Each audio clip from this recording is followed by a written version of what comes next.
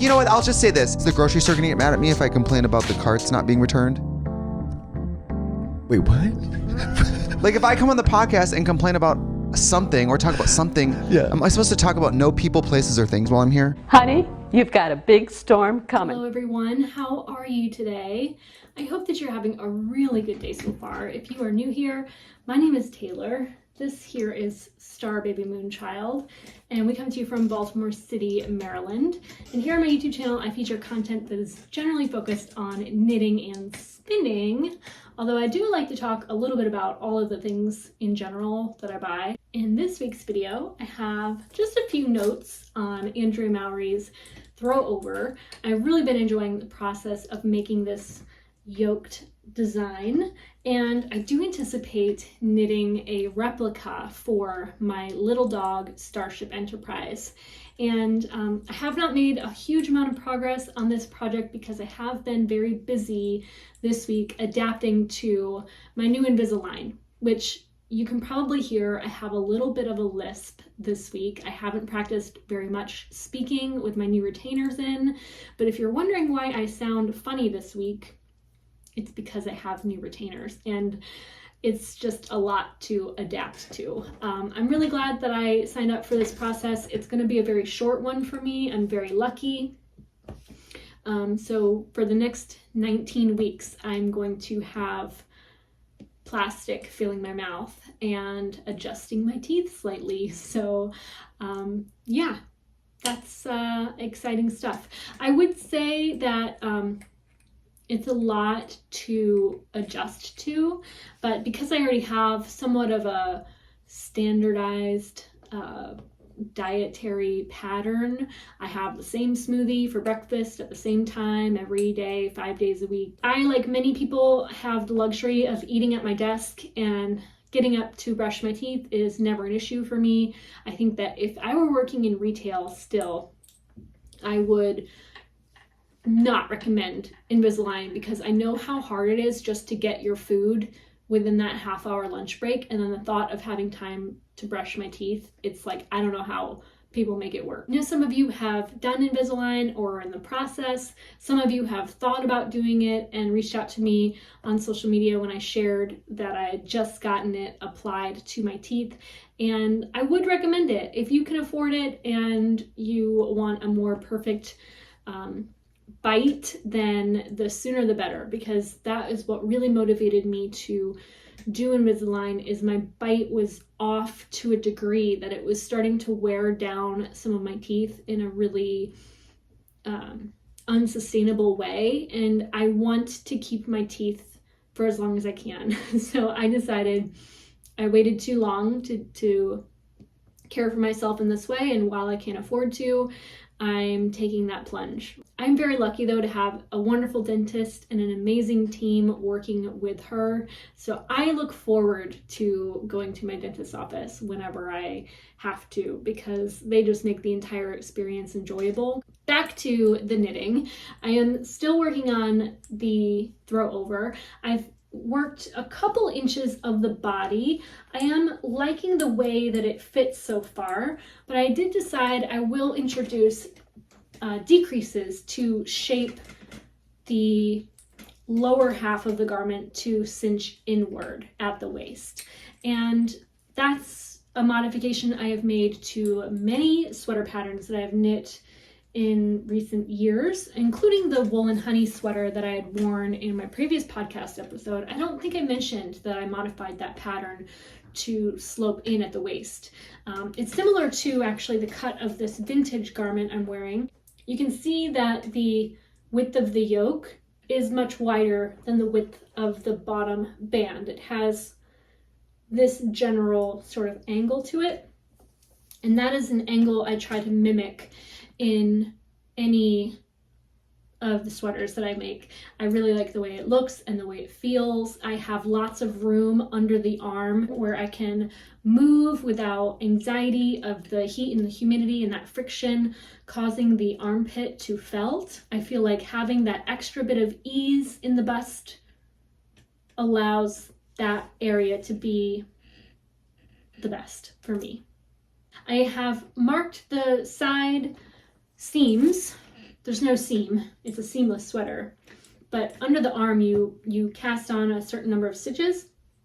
And I marked the very center of that on both sides with a removable stitch marker.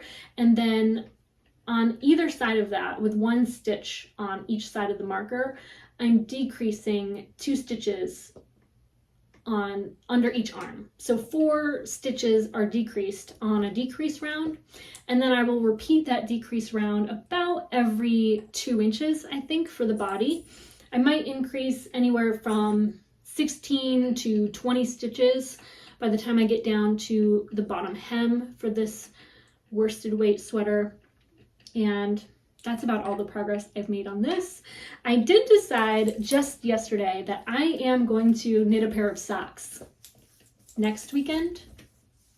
Is next weekend Thanksgiving? I think I'm a week ahead. I think it's the 13th. So is it that far away or closer? I don't know.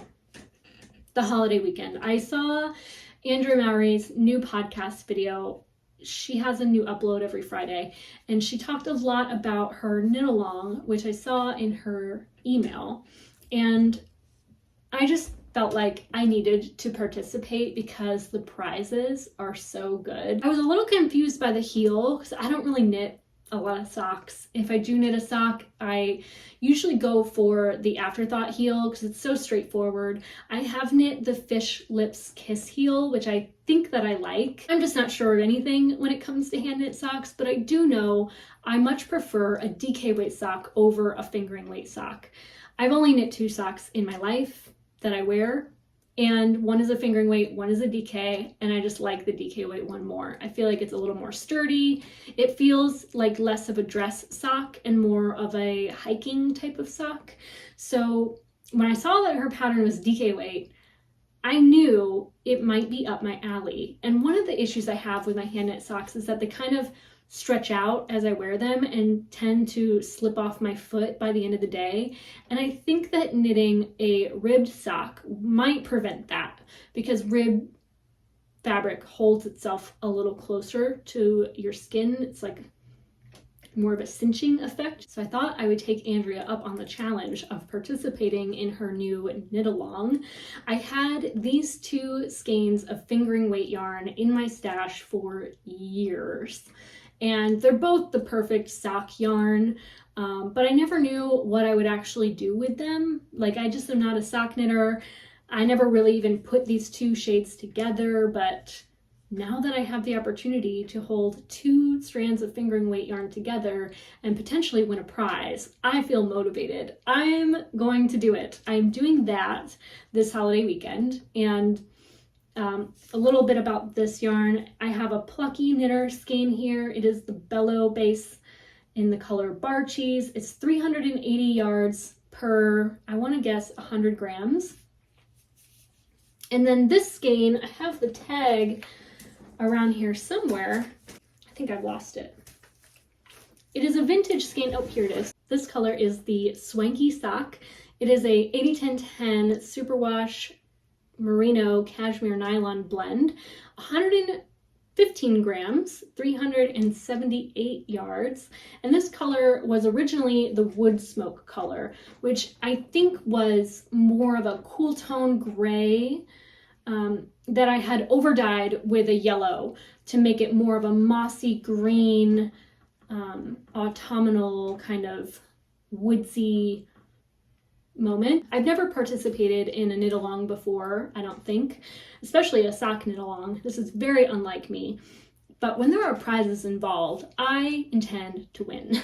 Just kidding. I hope I win, but I feel like that is part of the motivation for me to cast on a pair of socks to knit in a very short amount of time. But really for me, I want to celebrate the fact that for the first time in my life, I have off work on Friday after Thanksgiving, and I'm taking full advantage of that 4-day weekend to knit myself a pair of socks. I think that these 2 colors are going to be a really fun and cheerful combination. I cannot even anticipate what they're going to look like held together for that marled ribbed sock, but I am excited to knit a DK weight sock. My favorite socks that I've ever knit were a DK weight. And so I have high hopes that these are going to be the best socks ever. So that is my next cast on.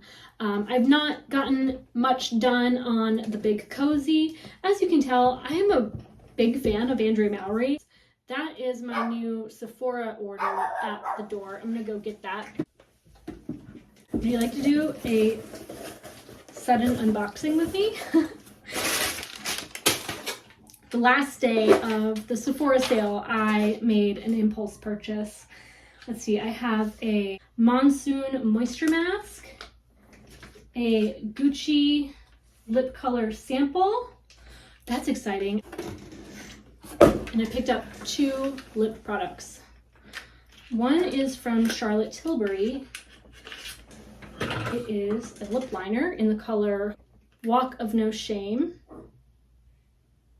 Let me give you a real. Oh, it's very pretty. It's like it's not red, but it is. And it's not, it's interesting. It's a very soft red, a very muted red, a very pinkish tone. I really like that. I hope that it looks nice on my complexion. We'll see. And then the second product is a NARS lipstick. And I'm actually wearing the same formula today. I had picked up a sample of this lipstick. I'm wearing this one right now. It's a NARS Longwear matte lipstick. I really love the formula. It's super lightweight. This is the color Dragon Girl that I have on right now. And because I like this so much, I bought a full size of a different color, but it's this kind of browny orange color. Anyway, can you even see that swatch? I'm not so sure.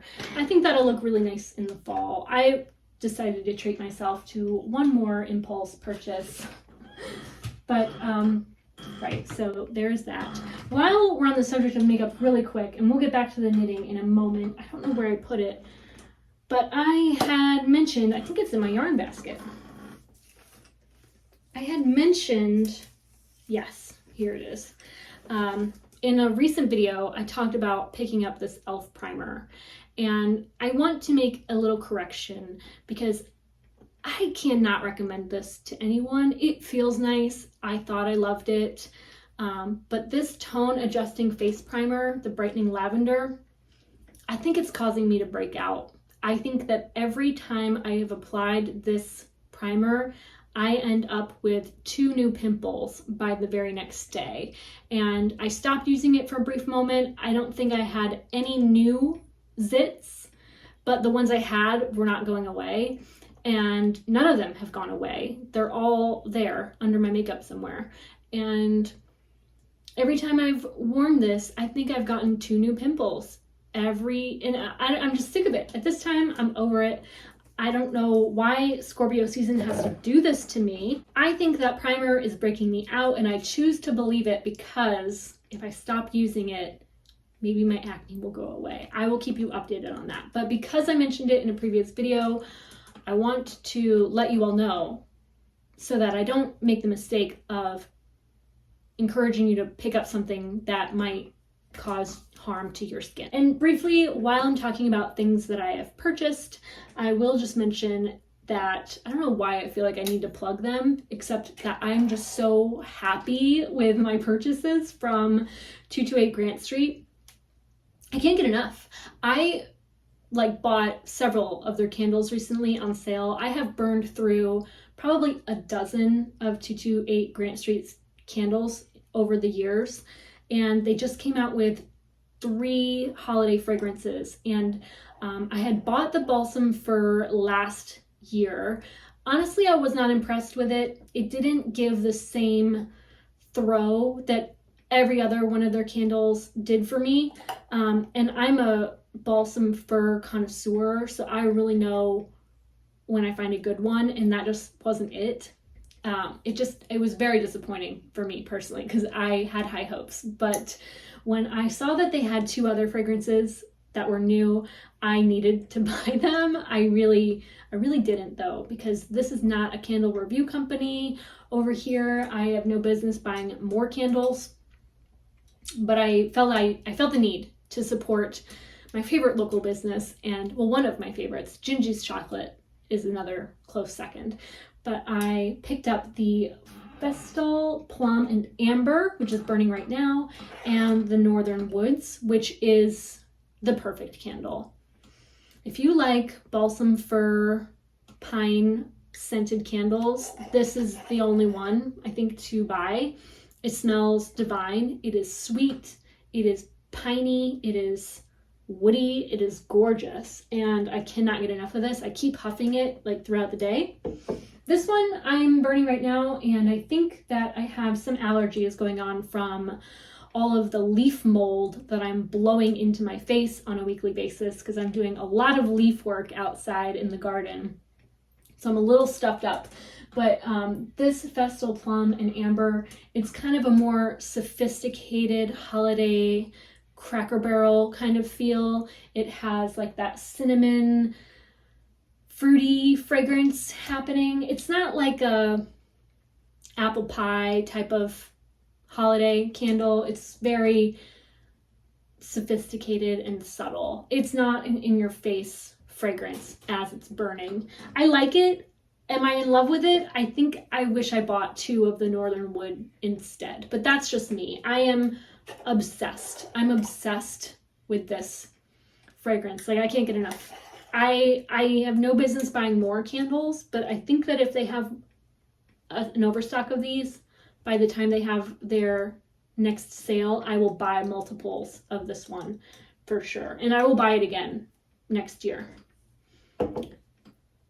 All of that said, back to the knitting. I am, again, about to cast on a pair of socks on the Wednesday before Thanksgiving, so Wednesday night.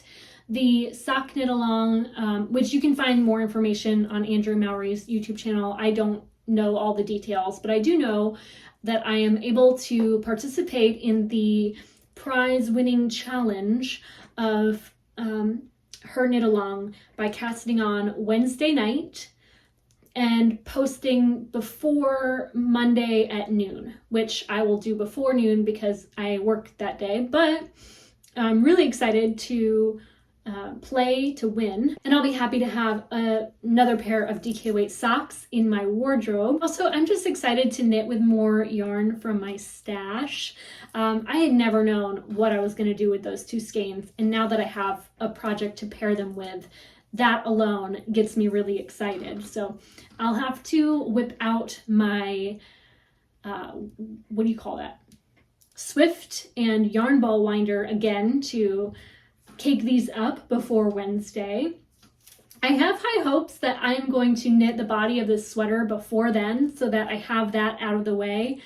And then we'll see. I don't know. I hate to knit on a pair of sleeves following socks because that's a lot of small circumference knitting, and that was a lot for my mouth to try to spit out without a lisp.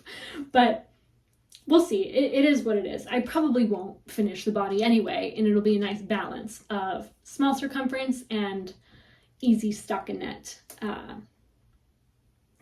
But I have not made any progress at all on the big cozy. She is a tiny cozy still. And I'm still thinking about having to cast on Brian's handspun sweater. I have it on the wall here. That will be in the future. I think that if I'm done knitting socks by the end of November, then by December I should be able to cast on that new project. I expect that the big cozy sweater that I talked about knitting in recent weeks is going to be on the back burner until Brian's sweater is done. It's just not the most exciting knit because it is gray and it's a textured stitch pattern. I just feel like I'm glad I started it because I want to make it and I will make it, but I also feel like it's not needed right now. It's a wearable blanket is what it is. Other than that, I have tons of plans for my backyard and front yard gardens.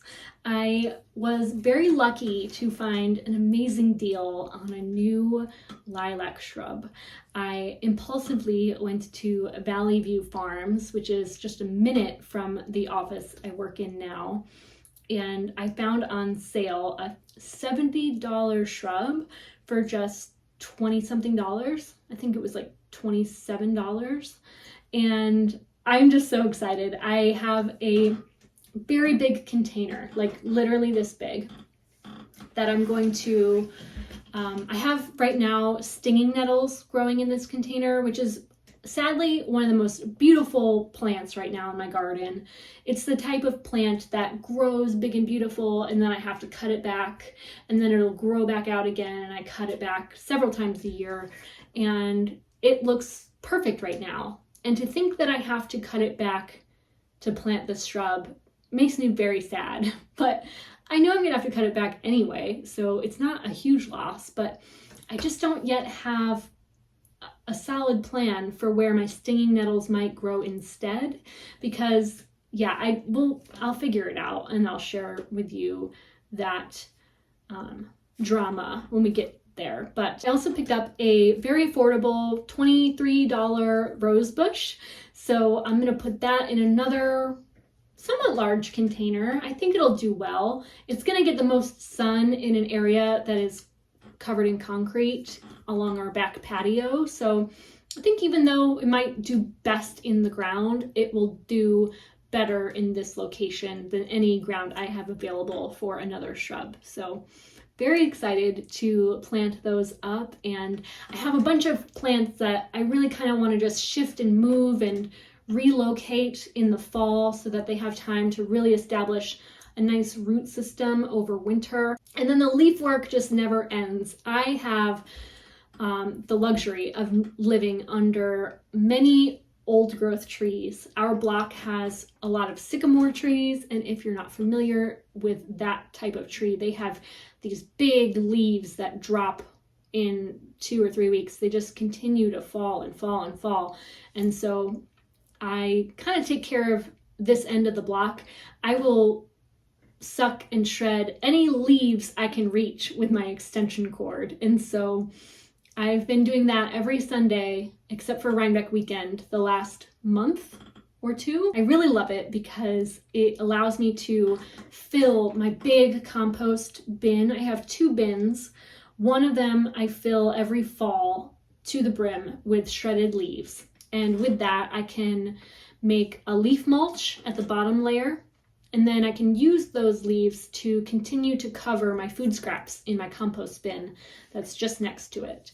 And so with all of that leaf work in the fall, I can skate through the spring and summer without having to do much acquisition of brown materials to cover up my green stuff. So it's an investment of time and energy, and it's one I'm committed to always, but it's exhausting, and it's fruitful at the end of the day, but by the next morning or the following night, there's more leaves on the ground. And so it feels like an unending chore.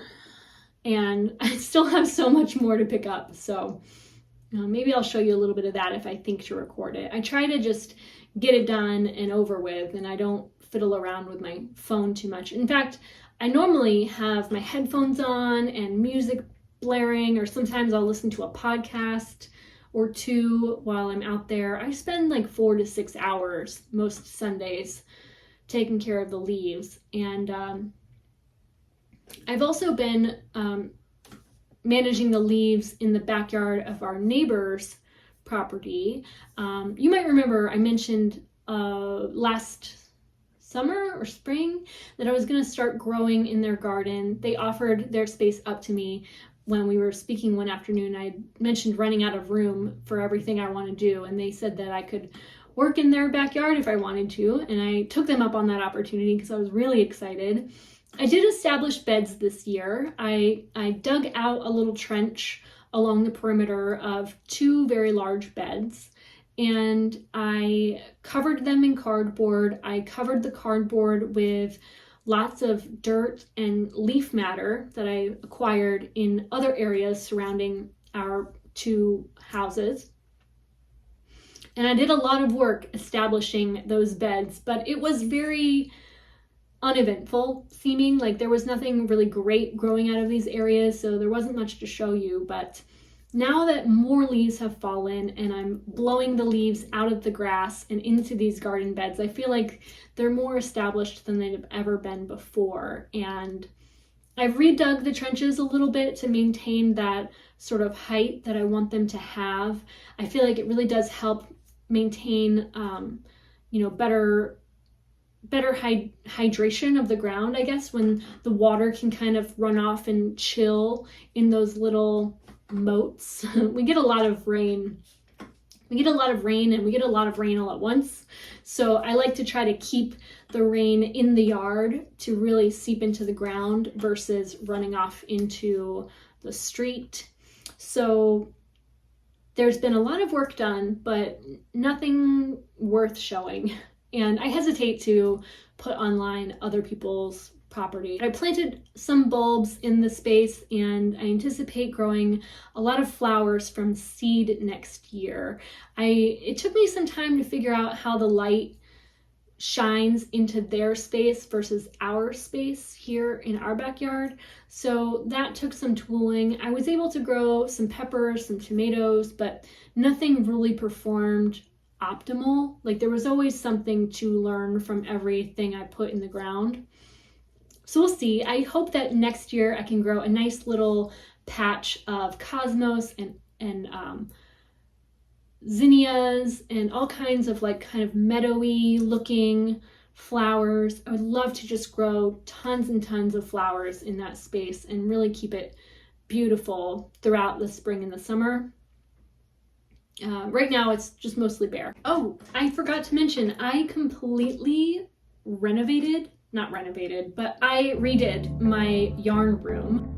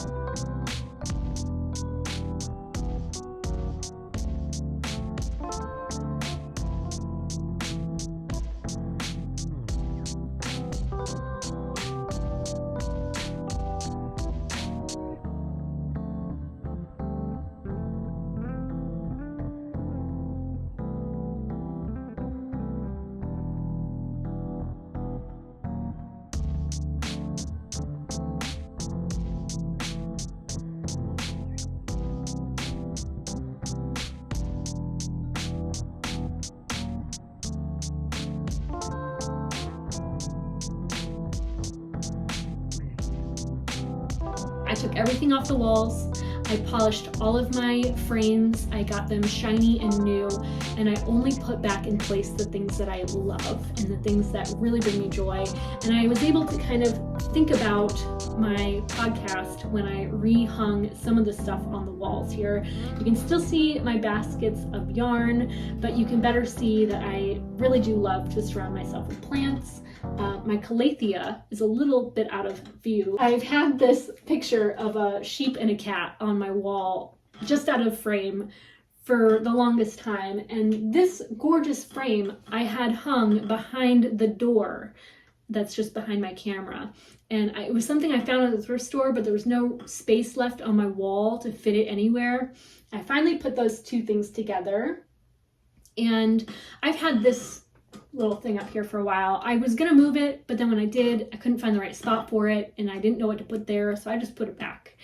And the mirror that was originally in the bedroom, I moved over my vanity here, and I think it's a really good fit. That is it for this week's episode of the Thread to Mend podcast. I want to thank you so much for watching. If you made it this far in this week's video, let me know in a comment below with the potted plant emoji. That is it for this week's episode of the Thread to Mend podcast. I want to thank you so much for being here. If you want to find me on social media, my name is Taylor E. Owen on Ravelry and Instagram. You can find me on TikTok as Taylor Knits. Did you know that Twitter is crashing and burning right now? It is so funny to watch. I am not a fan of Elon Musk at all.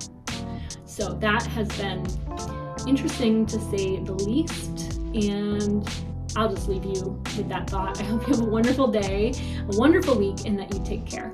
This is quite funny. I have something growing out the side of my compost bin. I'm not sure if it is garlic or probably an onion, but that is hilarious. I wonder if we'll have something to harvest. And I don't know if I would actually eat from the bottom of my compost bin.